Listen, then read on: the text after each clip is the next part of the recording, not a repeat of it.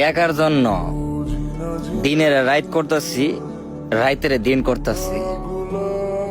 হালকে আমি এত সহজে সাইরা দিমু রে ভাই? আমার চেষ্টাটা কি আমি এত সহজে থামাই দিমু?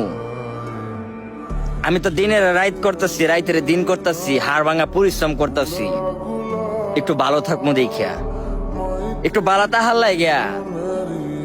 আমার পরিশ্রমের কি আমি বিদা যেতে দিমু?